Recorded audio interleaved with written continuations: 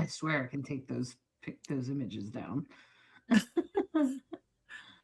Hey everyone, everyone, welcome to welcome to Rainbow Rainbow Soul Soul Soul Soul Astrology Astrology Forecast. Forecast, or This is this is our our live live question question and and answer answer anyway. anyway. And And sorry we sorry we couldn't be couldn't be here on here on Mondays. Mondays. So this week we scheduled it for Tuesday, but we tried to let you know way ahead of time. And how it works is we hope that you ask questions maybe about the current astrology or your chart specifically. It's helpful if you know your big three, but at the very least, you have to give us your birthday, date, time, and place. Yeah. And let us know what those are because we can't exactly give you an astrology reading if you haven't given us any information. So, um, Uranus goes direct this week. Sort of the big aha, yoo. That's pretty much like the what I want to call it, the headline. And our life path is going to become clear. Things are going to become um more I would just say like more um sort of things will slowly start to say, "Oh, okay, this is the way we're going." Like maybe you didn't know where you were going before, but now things are going to start unfolding for you. You'll start seeing and it will depend on if you have anything in Taurus. If you have things in Taurus, it will be more impactful than if you don't, or anything in Scorpio. So if you have placements in Taurus or Scorpio, uh, those will certainly play a bigger part because Uranus is in, especially in the later degrees. Uranus is actually in the late degree Taurus, and so I know that we've felt it, Bright Hawk. Yesterday there was a void moon. I felt like definitely yesterday afternoon and all evening was like this. It's just like blank energy. It was almost as if my time was just happening without really happening. But there were definitely some things that needed to happen that we needed to catch up with, and we got them done. So I think that that was also a big part of it. Of course, there are still lots of planets in Aquarius. So if you have Aquarius placements, you're probably also noticing that early this week. Later, there is a main sort of broadcast. If you look in the description of this, and I'll put it in the comments too. We have our reels up for all of the horoscopes this week. And we already have up our Substack. If you happen to watch the Substack, you can get our Substack newsletter. And of course, we also post to YouTube and Facebook. And you can see our posts every week there um, to all of those places. So hopefully you've subscribed or whatever so you can keep track of what's going on. So if you have any questions about how this might be affecting you, just let us know and we'll do our best to answer the question. It's helpful if we know your big three. Just your sun sign's not really enough information. It's more helpful if we know more information, or at least or even better, your whole birthday. So that would be your birth time, date, and place. Okay. So those are kind of helpful. If you don't have your time, that's okay. We can still work with that. Okay. So if you look in the comments, you'll see I put a link to the YouTube and a link to the Substack newsletter. The Substack newsletter breaks it down for you so you can easily see the horoscopes and such for this week. Okay. Um, So interesting that Uranus direct in Taurus Bright Hawk rules Taurus. Taurus rules money and resources. Of course it does. Um, it also rules stability and security. And And sometimes there could be some, and with Uranus, it could be like sort of gentle surprise. It doesn't have to be like a jarring, hard surprise. It could be sort of, oh, surprise, look at this. I mean, I'm pretty surprised, Bright Hawk, that we're going to live on the edge of Vermont. That's a pretty beautiful area, don't you think? Yeah. I didn't see it coming. So many signs in the process. Wow. Yeah, it's quite the day. So many things.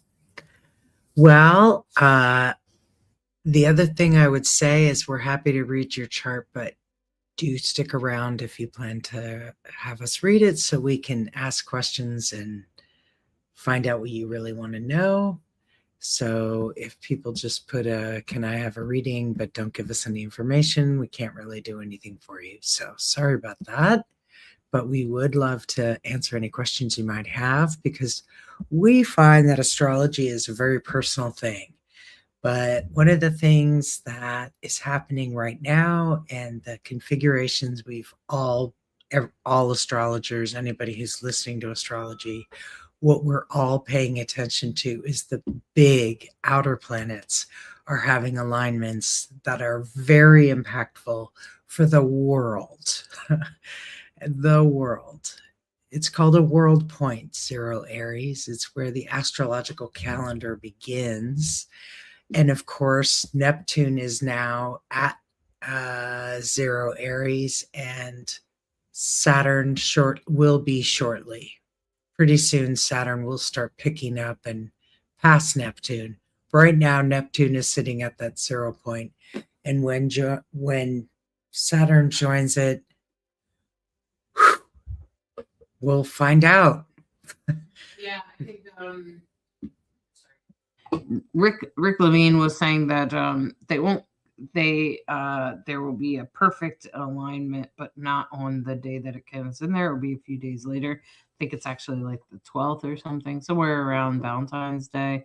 And then plus then also or right after Valentine's Day, it might have been the 17th, I think it is. And then the other thing about that is that there's also an eclipse in Aquarius. Um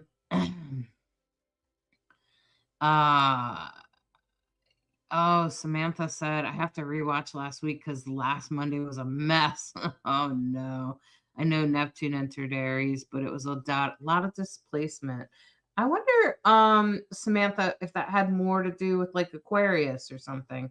Or maybe it was actually that Neptune left Pisces, right? Because if it entered Aries, it left Pisces. And if you have a lot of placements in Pisces, it would sort of like have a little bit of a ripple effect back on anything that's in the sign it leaves. Okay. And that pretty much applies to any planet, but particularly the big planets. The big planets tend to leave a little bit of like a throwback or a splashback. Okay.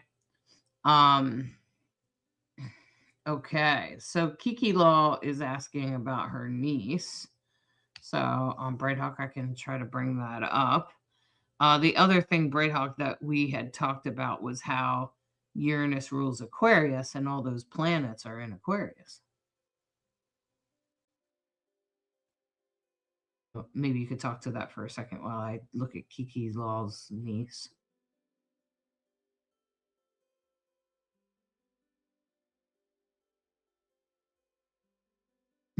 Both of us are going to do that, which is fine.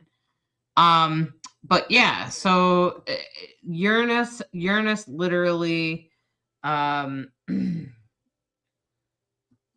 rules Aquarius, and currently there are most of the personal planets are in there right now, and so then that what that leads to is that all the planets in there right now sort of speak to that. Okay. Kiki Law, where in Pennsylvania? I'm gonna put Philadelphia. And so then what happens is is that those planets are kind of ruled by the movement of Uranus. So if Uranus is moving forward, that's also going to speak to, the clarity, and the like there's parts of the that we're definitely seeing, right? So like Taurus is not wanting to really change, or change being hard, and Uranus is the opposite of that, right? So and then we have all these planets in Aquarius, which is like we the people. It's revolutionary, and it tends to be the sort of the revolutionary energy, like we want this to change, we want this to change. And so then as a result, like, did you notice how much LGBTQ people are in the spotlight? I mean, all of my LGBTQ laws, there are so many things going on right now in that department. There are states that are there's some states that are very dangerous right now for LGBTQ people. They don't have any rights. They can't, even if a trans woman has transitioned completely, she can't go into a woman's bathroom in some states. She'll be arrested. There's some pretty intense, unfortunate laws that are being passed, while in other places we're doing everything. I think Colorado, New York, Massachusetts have all done some more protections for LGBTQ people. So that's very interesting, in my opinion. Especially particularly because LGBTQ is very much related to Uranus and Aquarius.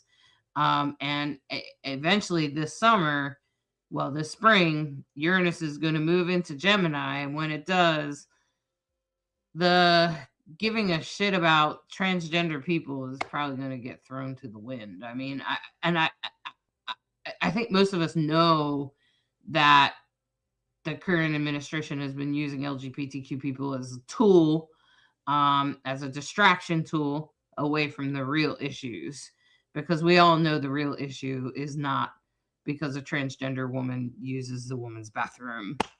Okay, because there's never been a problem. In fact, there are more problems of men molesting little boys in men's bathrooms than there are of trans women. I think there's like this many reports of trans women attacking children in the bathroom. I mean, it just doesn't happen. And it's not really, it's just they're kind of making things up.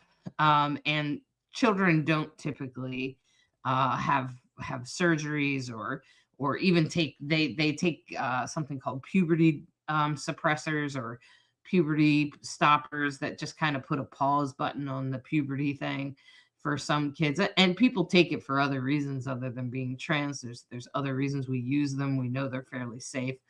And if it keeps a kid from taking their own life, well, I think it's worth it. And it's not like so some of the gender affirming care that they're talking about is also other things, such as like using the right pronoun for the kid. I mean, there's some really simple things that are kind of made up and used as tools for the LGBTQ people, to just kind of use it as a tool that scares people. And if you're uneducated about it, or unfamiliar with the community, it would be real easy for you to fall for the illusion of that. And now we have this whole Epstein file BS that's coming up, and most of us know that, of course, the president of the United States is definitely part of that child molestation. I think it's interesting that they want to point the finger at transgender people all the while they're the child molesters. So it's an interesting, a lot of times that's in narcissism. If you're familiar with the disease, that's exactly what they do. In narcissism, narcissists will project stuff onto you, onto others. That's actually something they're doing. So that's what we're kind of seeing right now, right? Like that's what we're seeing in the politics as far as Uranus going forward this week. We're starting to see some laws and people throw around the law, especially around LGBTQ rights in particular states. And then also, we're starting to see we, the people, come together. There will be major movements this month. There is a series of events this spring, like from now on, that's been happening since the beginning of the year. That will be quite intense. Okay. So, Bright Hawk, did you get a chance to look at Kiki Law's chart? Go for it.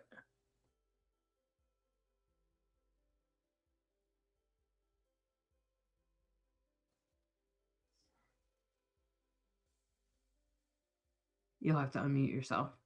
I know that was too many layers down. Okay, so I went ahead and pulled the chart for your niece, and just look at her chart for just a second. June 14th, 2007, Waynesboro, Pennsylvania, 5 p.m. So first thing I notice is, oh, she's a Gemini sun, and it's almost conjunct the moon, which means she was born under a new moon, 19 degrees Gemini moon, 23 degrees Gemini sun. So 4 degrees, that's a pretty close conjunction. And the ruler of Gemini is Mercury, and it's just a few degrees over in Cancer at 11 degrees in the same house, a challenging house, the 8th house. It's called the House of Shadow, the house of uncomfortable things, sex, death, and taxes, other people's money. And it's opposite the 2nd house. There's an opposition there with Pluto at 27 degrees retrograde, plus Jupiter retrograde. So I'm wondering if money is an issue or having confidence about money. Jupiter retrograde can, I have it, and I have it in the 8th house. So I've finally learned to get out of my way with purchases and learning there's a difference between being cheap and being frugal. So Jupiter retrograde challenges you and your values around money and your values around, do I deserve this, or can I have this, or whatever that is for you. And it's in Sagittarius, which Jupiter rules. So Jupiter is, on the one hand, strong in its home sign, but it's retrograde. So retrograde Jupiters do things differently. It's not the same as a Jupiter forward, which is very, very expansive and exciting. And, you know, the other thing I notice when I start to put the overlay on for, you know, what's going on for right now is a nodal return. Your niece's node is at 10 degrees Virgo, her south node, and right now that's exactly where the moon and the south node is. So nodal returns speak a lot to our destiny, our fate, our identity. Are we on track with what we came here to do? Are we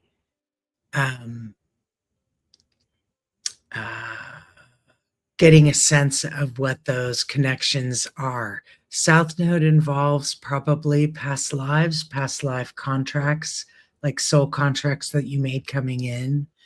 So the other thing that I notice is that right now we keep talking about Saturn, Neptune, which are conjunct, and her Saturn and Neptune are in opposition natally. So it's not as the party in Aquarius that we've been talking about, Pluto, Mars, the Sun, Venus, Mercury, all in Aquarius. That's on top of her 15-degree Chiron in Aquarius and 21-degree Neptune in Aquarius. So right now, Venus is conjunct Neptune. So that speaks to relationships and dreams and visions or illusions. um, and probably illusions.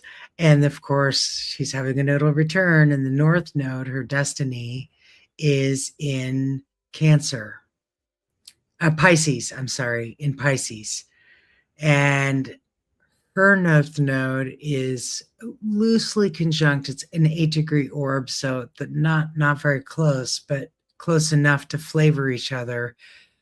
Her North Node natally is conjunct. Sorry. Yes, her North Node natally is conjunct her Uranus. So Uranus is revolutionary and change a minute. And so nodal return, North Node in Pisces. Intuition, strong intuition, I would say, and empathic.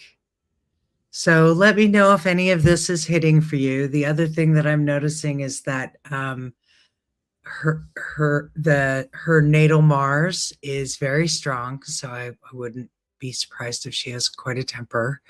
Mars is in its home sign of Aries, and right now there's an opportunity to heal in that regard because Chiron is right on top of her Mars. So there's an opportunity to recognize maybe what happens when we get upset and kind of destruction that can be versus when I see Chiron and Mars, I think fight for a good cause. I think use your passion wisely. I think I have a friend who is a martial artist, black belt, and a ICU nurse. You know, she can kill you and save you, and you know, she could decide. You know, so when I see Chiron and Mars together, I wonder if that's in her chart too. You know, yeah. So tell us if that hits with anything, and go ahead, Hollis. You can definitely take it from here, and I'll put myself on mute. Okay, so Kiki Law, I'm going to share the screen so other people that are here to learn astrology can see what we're looking at. And so I wanted to share my AstroGold software here with you. Okay, so while you're doing that, I'll answer Chelsea's question. Chelsea asked, what does that mean, other people's money in the 8th house mean? It means inheritance. It means managing or inheriting something, maybe dealing Could with also mean like a spouse's money. Yeah, so literally other people's money, Chelsea. Literally. Okay, great. And Kiki Law said that sounds good. All right. Okay, Kiki Law said she's kind of new to astrology. Well, here's the thing, Kiki Law, as you can see here, this is a very complicated chart because this is, you know, for what I use to do professional readings. But this is what Bright Hawk was talking about here. You got the sun and the moon conjunct up here in the 8th house, which is, like we said, the house of other people's money or taboo topics. It can mean all of those things. It can be, you know, maybe sometimes she's attracted to what would be considered kinky sex. Also, she might experience the death of certain people in her life. Maybe, you know, She may also learn through death or transform through death. It doesn't mean that she would die. Of course, she will someday, but that's not what it usually means. It usually means that if you have some placements in here, it might mean that you change through death. You experience major, profound change through death. Sometimes it can also mean like taxes, or sometimes it can mean other taboo topics, other things that people don't want to talk about, including like mental health, um, and all sorts of things like that. And since it's Gemini, I wouldn't be surprised if she maybe even calls herself bipolar, something to that effect. And since the ruler is Mercury, we would look to, so the Gemini rules the eighth house here, and Mercury is also there. So I think sometimes it's probably hard for her to communicate her feelings exactly how they want to come out. And I think I agree with Bright Hawk with them being in opposition down here to this Jupiter and Pluto down in the second house, which are both retrograde. That speaks to um, having a hard time with money somehow. So wouldn't be surprised if she struggled with money somehow. I'd also say that she has some major planets in retrograde, but she does have Saturn at the top of the sky in Leo, but it's opposite Neptune in Aquarius, which is retrograde. So that's up here. That's at the top of the thing. Kind of looks like an H, right? Saturn speaks to our system, what we do, and in our everyday life, and where that placement is. It has to do with like her work and her job, and what she puts out in the world. So if she's struggling with career, I'm not really surprised. She'll probably struggle with career until Saturn gets there in some years, around the age of 27 to 30. She'll probably discover what she really wants to do. In the meantime, I would recommend that she work on harvesting self-confidence and belief in herself, because the number one thing that will hold her back is her own self-belief, her own illusions or delusions about herself, frankly, that probably got handed down from parents, or other adults, probably parents, and other wounding, maybe bullying or something like that at school, or teachers shaming her, anything like that.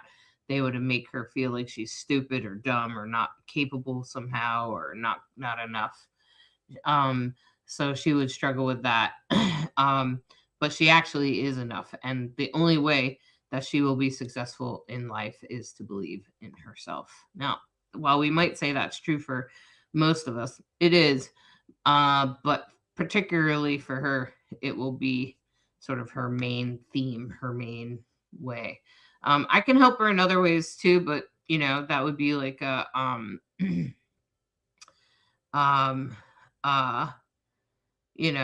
so there's a lot of different I can go deeper in a chart reading. Maybe you can gift her one, Kiki. You can gift her a reading. You can get one at my website. You can buy you can even buy a gift for somebody at my website. Just click on gifts on the right hand side in the menu, and it's pretty easy process. Hey, Bright Hawk, there's a mod from Sydney, Australia. Maybe you could bring her chart up. And Kiki said, I want her to love and believe in herself more than anything. I'm sure you do, Kiki. I'm sure you do. And if she can understand that that's like the most important thing in her life, and if she doesn't do anything else, if she figures that out, she'll be doing better. And see, she gets my money when I die, right, Kiki? So that could play a big role in her life. Like it could mean a lot for her somehow. It might have some sort of major belief somehow. It could adjust. It could just like adjust the way she sees money or how she views money, and she might transform. So it's just like that kind of thing. So it could transform how she experiences life. So it's all pretty important stuff. And everybody has a unique chart, and that's the beauty of astrology is is that we all have a unique chart. You're welcome, Kiki. We all have a unique chart. We all have, and that's why even what's happening now in the world affects us all differently, right? Like we're all experiencing the same thing right now, right? But because of our own placements in our charts, the transits that are going around um would affect us differently. It would influence us differently. And I noticed Alyssa said when where I'm at is the lack of protections for my trans son is horrifying. Not even getting started on the rights of women that highly affect my teen daughter. Yeah, so Alyssa, even that experiences probably looks differently in both of your kids' charts, like how the influence of what's happening right now, like the Aquarius transits and the Neptune Saturn, the Aries point. Where is the Aries point in their chart, which is 0 degrees Aries? Where is that? So, so those are the kinds of things that we look at because it's going to affect different depending on where it is in your chart. Will depend on how it affects you personally. That's how astrology works. It's a very powerful tool. In my experience, it is the most accurate tool I've ever used. You can pull cards all day long. You can do pendulums and everything else. But nothing is as accurate as astrology. That's just my experience. So, Okay. So Maudley, I assume this is for you personally. So I'm sure you know you're a Taurus, 0 sun Taurus, actually. So very potent. When you're at the 0 or 29 of a sign, it's when it's really it's most intense, when people notice it the most, when it's, has something to, it's coming in strong. So Sun and Taurus in the 3rd house, and of course, you're a Pisces rising, Aries moon, another almost new moon person, 15 degrees Aries moon. So everything that's lining up right now in Aries right now, it's going to line up on your 0 Venus Aries. So I see that Venus is retrograde and opposite Jupiter, which is also retrograde. That's very challenging.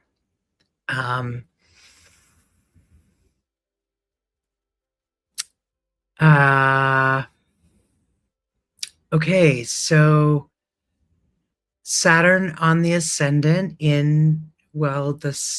Saturn is actually in Aquarius, but the ascendant is Pisces. So Saturn in Aquarius is an air. Pisces, of course, is a water sign. There's a lot of energy to this opposition of Jupiter retrograde in the 8th house. It's what we were talking about before, but it's in Libra. So again, really wanting Libra's, of course, always about fairness and balance and equality, and has a great sense of style. So retrograde in Libra in the 8th house. Again, that's Jupiter in the 8th house is 8th house is other people's money. So, and I have this placement. I have Jupiter retrograde in the 8th house. Exactly. So yes, I ended up being the person who ended up dealing with my parents' estate and all of that came with it, which was not fun, not easy. The thing that I like that I want to talk to about this chart is the Grand Trine, which is the moon in Aries, 15 degrees Aries, to the North Node at 12 degrees Sagittarius and Chiron 17 degrees Leo. So Grand Trine in fire is loves to take action, and action comes easy and things come together. And blessed be, you don't even know how good you have it. So hopefully it's appreciated. We need a certain amount of squares and oppositions to get things done. I always hear Rick Levine reminding us, which is true. And I definitely know that in my chart. When I see Venus retrograde, I often think difficulties early in life, in not easy.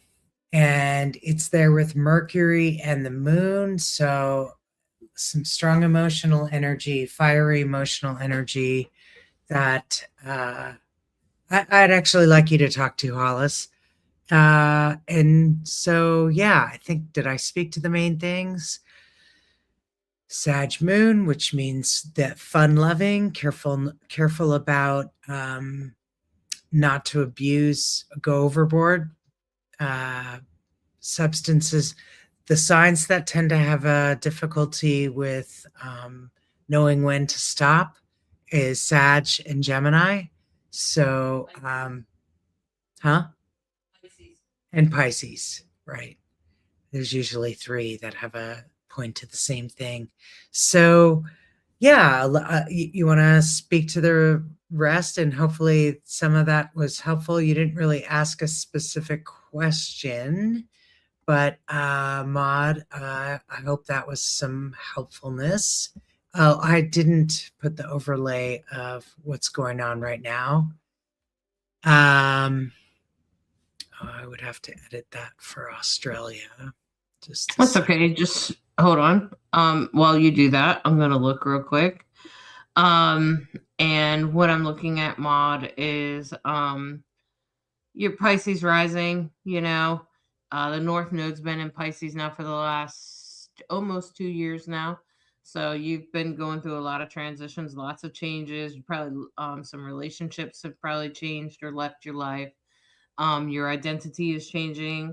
It's not necessarily a bad thing, the relationship's leaving. It's probably something maybe you welcomed a little bit, or wanted or desired, or at least you're better off anyway. And then also, let's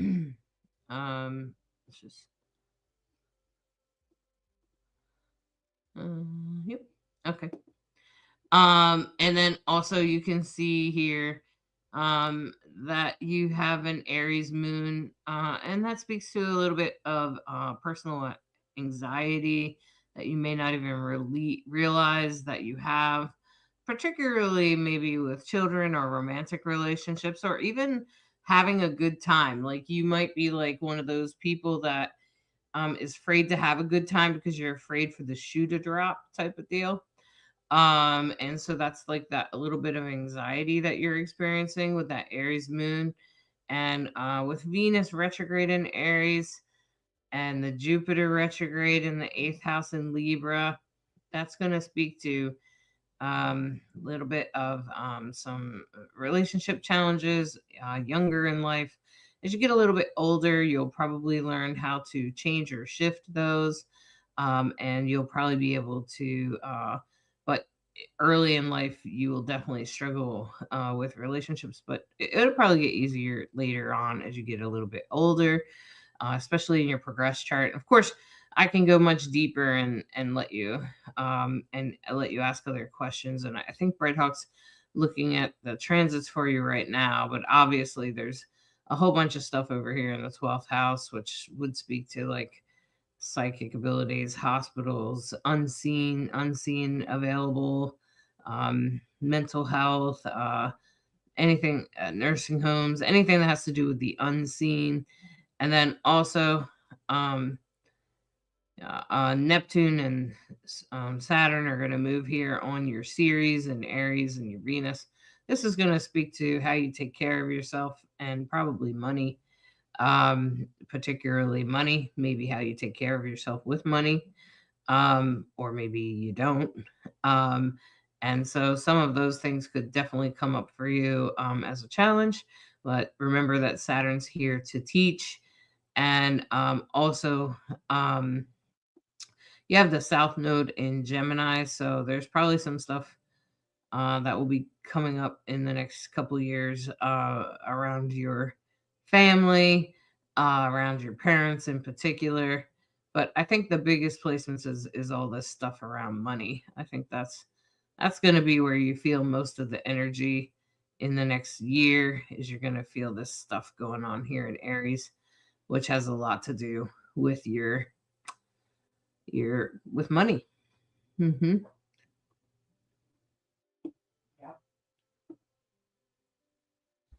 Yep, exactly. Uh, Okay, and so we can move on. okay. Oh, hopefully that was helpful for you. Let's see. I also have Alyssa's son. Um, I'll just be honest. I tend to have a favoritism to transgender people because I can. Um, I believe your son is trans, Alyssa. Um, which of course I always like to look at transgender people's charts. I will say that he has a grand trine, which is really great. Teaching him uh, gratitude for things instead of taking them for granted would be the best thing you ever do for him. He does have a lot of Aries placements coming up. You can see that he has all that stuff in Aries, and of course, we've been talking about Saturn and Neptune moving in there. I think it won't affect him right away. Um, let me just mute you, Bright Hawk, because I keep hearing myself. It won't affect him right away. But what I will say is that I wouldn't be surprised if he ends up on some sort of public stage, Alyssa. This up here is Hermaphrodites or Hermes. It's like a gender neutral asteroid. Um, and it's at the top of his sky there in the ninth house. So and Ceres is also there, so that tells me that mom supports this. It's in Gemini, which speaks to like talking, like public speaking. So and Mercury is over here in Aries. I wouldn't be surprised if he somehow became some sort of public speaker for trans rights. So anything that's going on now where he's losing rights or losing abilities to do things, that is going to lead him to speaking up for trans rights, and that's really important that it happens to him. These challenges that he's happening, I know while they might be uncomfortable, they're actually quite important because otherwise he wouldn't have anything to well, to say it frankly, to bitch about. So he has to. His life is pretty blessed. And this will be a challenge, but it's meant to be there in a way that he's blessed and lifted up in a way that will help him. And this is a transgender asteroid there, so of course he's trans. And then of course he also has some other placements here that would speak to um, transgender identities like arrows. This is Sappho, which if I don't know if you know who Sappho is, it's a lesbian, but it's a lesbian sort of thing. And then this is Urania, which kind of speaks like Uranus. It's about progressive energy and identifying outside of the binary. This is all in a prep for a class that I'm teaching about gender, and that those placements right there kind of speak to all of that, and it's all in the ninth house. Like you can see all this stuff up here with you mixed in there, mom, right?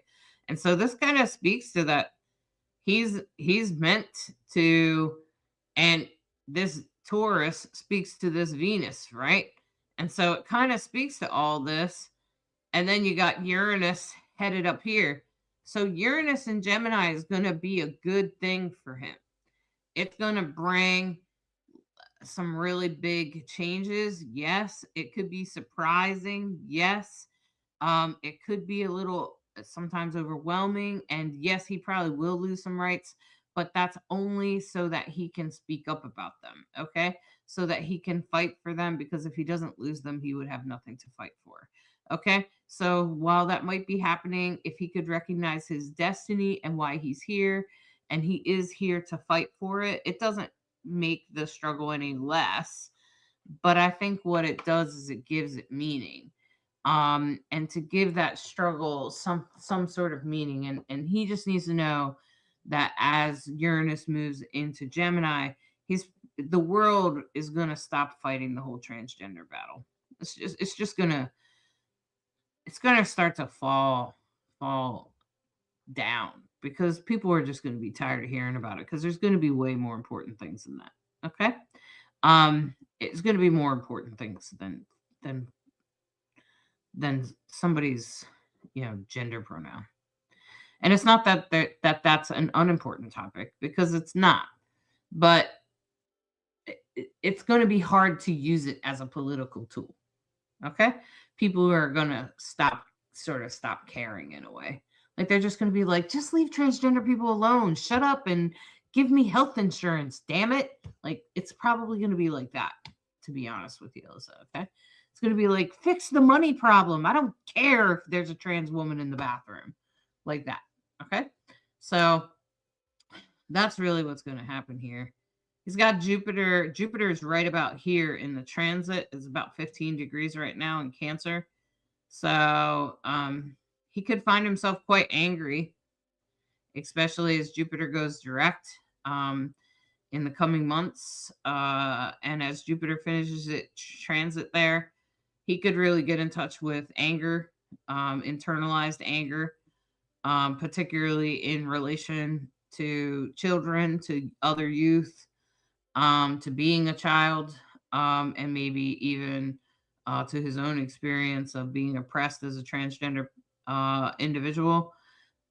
So I think it's important. He'll probably be in relationship with other transgender individuals, and he'll probably be very dedicated to those individuals. So he'll be very dedicated to the path. And but I just want to say, all of this 8th house placement speaks to the path of a transgender person. Okay.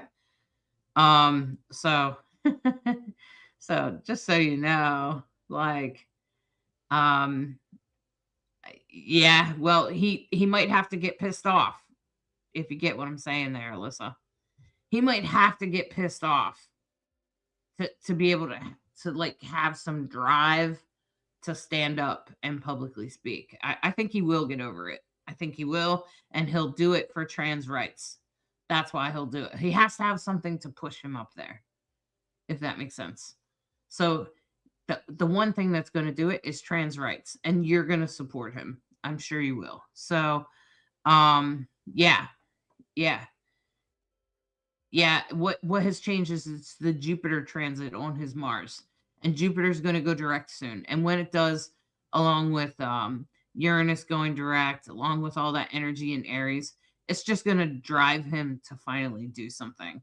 So I'm excited to see him speak out about, even if it's not like in front of a crowd, maybe he just might speak out in front of, a half dozen people or a dozen people, or maybe just the neighbors or whatever. But somehow he's going to speak out in a way that helps change people's minds. Okay. So I think that that's really what's important here. Samantha, I'm glad you answered your own question. She asked if are the moon and Mercury always together. Nope. Nope, just a coincidence. So what I would say there, great question, by the way. What you will notice is that Mercury and Venus will always be within one sign of the sun, if not in the same sun sign. because they travel very close to the sun, right? So you're never going to see it more than one sign away. But the moon could be in any sign, and it was just coincidence what you noticed. So good question, though. Yeah. Well, So gosh, the hour has kind of flown by. Thanks so much. I hope you've all enjoyed listening to Rainbow Soul Astrology. You can always get a reading with Hollis and or me. You can go to psychicinsights.com or is it .life?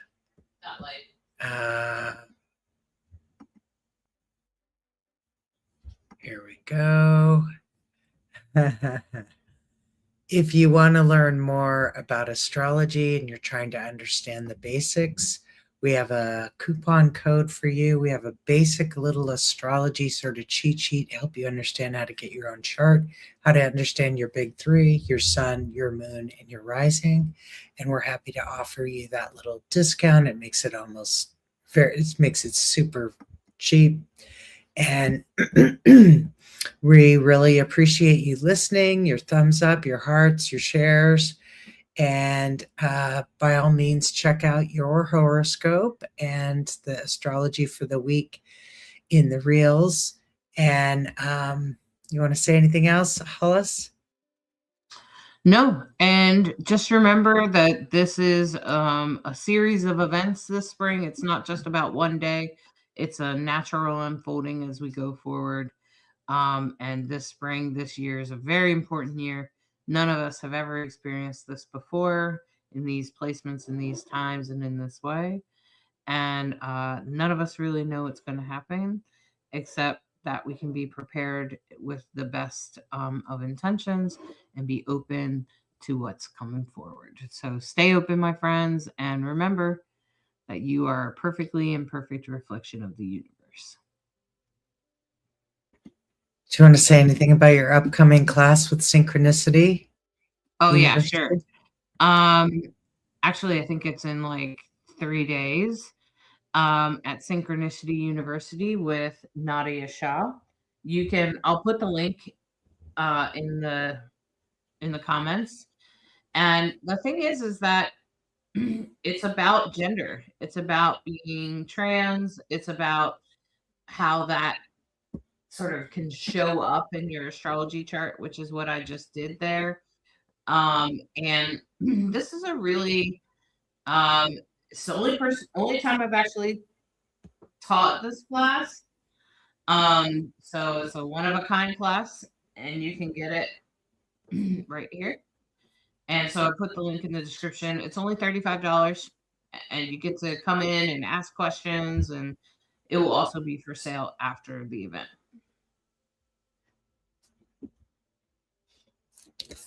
Excellent. Well, again, we wish you all the very best. We love your questions. We love sharing this time with you. Thank you so much for listening to Rainbow Soul Astrology, where we try to be a link between you and the stars. Have a great week, everybody.